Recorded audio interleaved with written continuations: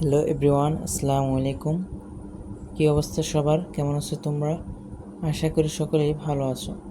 তো আজ আমরা একটি মোস্ট ইম্পর্ট্যান্ট স্টোরি শিখতে যাচ্ছি, আর সেটি হলো টিট ফর ট্যাট। তো এই স্টোরিটি আজ আমি তোমাদেরকে বাংলা অর্থ সহ বলে দিব। সো চলো ভিডিওটি শুরু করি। দেখো, tit for ট্যাট।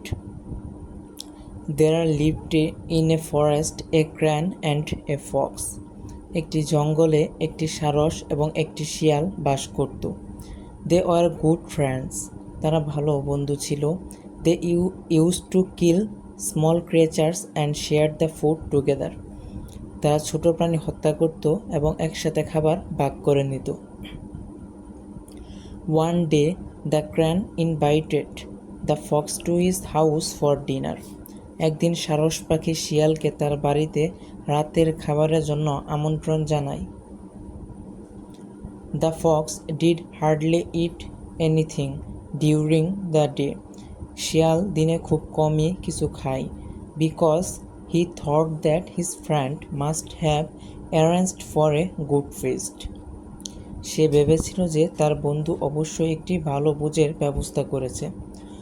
But when the food was served by the crane, the fox found that it was inside a narrow necked jar. কিন্তু যখন সারস খাবার পরিবেশন করে, শিয়াল দেখতে পায় যে এটি একটি সরু ঘাড়ের পাত্রের ভিতরে রয়েছে। From which the fox could not live to taste the food. যা থেকে শিয়াল খাবারের স্বাদ নিতে পারেনি। He sat idly there while the crane sucked it by inserting his long neck and beak. তিনি সেখানে অলসভাবে বসেছিলেন যখন ক্রেনটি তার লম্বা গাড় ও ঠোঁট ঢুকিয়ে খাবার খাচ্ছিল। After the dinner, the crane asked the fox, "Friend, how did you enjoy the dinner?" রাতের খাবারের পর সারস শিয়ালকে জিজ্ঞাসা করল, দোস্ত, রাতের খাবারটা কেমন লাগলো? The Fox suppressed his great anger and smiling said, "Oh, it was really a fine dinner." শিয়াল তার প্রচণ্ড রাগকে দমন করে হেসে বলল, ওহ, এটা সত্যি চমৎকার ডিনার ছিল। নেক্সট ডে, পরের দিন, the fox invited the crane to his house for dinner. পরের দিন শিয়াল সারসটিকে তার বাড়িতে রাতের খাবারের জন্য আমন্ত্রণ জানায়।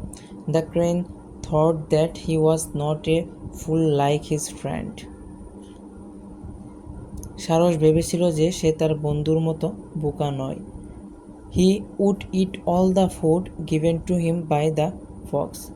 শিয়ালের দেওয়া সব খাবার সে খেয়ে ফেলত। He also did not take much food during the day to retain good appetite and went early in the evening to the fox house. ভালো ক্ষুধা ধরে রাখার জন্য সে দিনের বেলা বেশি খাবারও নেয়নি এবং সন্ধ্যার আগে শিয়ালের বাড়িতে চলে গিয়েছিল। The fox received his friend cordially and offered him soup in a plate. The crane did not know how to eat the soup from a flat plate. শিয়াল তার বন্ধুকে সাদরে গ্রহণ করল এবং তাকে একটি প্লেটে স্যুপ দিল।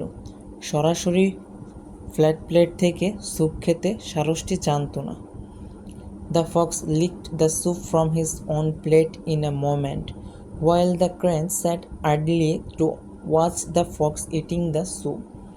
শিয়াল তার নিজের প্লেট থেকে এক মুহূর্তের মধ্যে স্যুপ চেটে নিল, আর সারস অলসভাবে শিয়ালকে স্যুপ খেতে দেখতে বসে রইল। After the dinner, the fox asked the crane, "Friend, how did you enjoy the dinner?" রাতের খাবারের পর শিয়াল সারসকে জিজ্ঞাসা করল, দোস্ত, রাতের খাবারটা কেমন লাগলো?